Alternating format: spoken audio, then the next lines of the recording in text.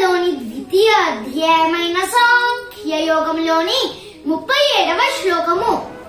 హతో వా ప్రాప్స్యసి స్వర్గం జిత్వా వా భోక్ష్యసే మహీం తస్మాదుత్తిష్ఠ కౌంతేయ యుద్ధాయ కృత నిశ్చయః.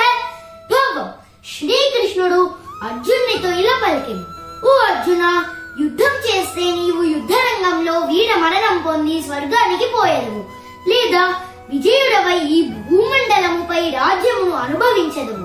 కావున కృత నిశ్చయుడవై లెమ్ము. ఓ కుంతీ పుత్రుడా, యుద్ధానికి సిద్ధముఖము.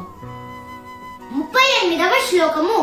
సుఖ దుఃఖే సమే కృత్వా లాభాలాభౌ జయాజయౌ తతో యుద్ధాయ యుజ్యస్వ నైవం పాపమవాప్స్యసి. భగం శ్రీకృష్ణుడు ఇంకా అర్జునుడితో ఇలా పలికెను.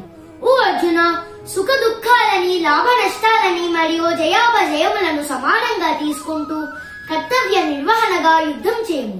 ఈ బాధ్యతలను ఈ విధంగా నిర్వర్తించడం వలన నీకు ఎన్నటికీ పాపం అంటదు. 39వ శ్లోకము. ఏషా తే విహితా సాంఖ్యే బుద్ధిర్యోగే త్విమాం శృణు బుద్ధ్యా యుక్తో యయా పార్థ కర్మబంధం ప్రహాస్యసి. భగం శ్రీకృష్ణుడు ఇంకా అర్జునునితో ఇలా పలికెను.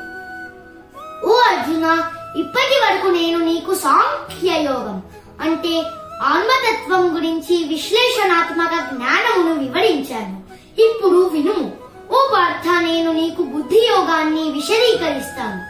ఇటువంటి అవగాహనతో పనిచేసినప్పుడు నీవు కర్మబంధముల నుండి విముక్తి పొందెదవు. ఓం శ్రీ పరమాత్మ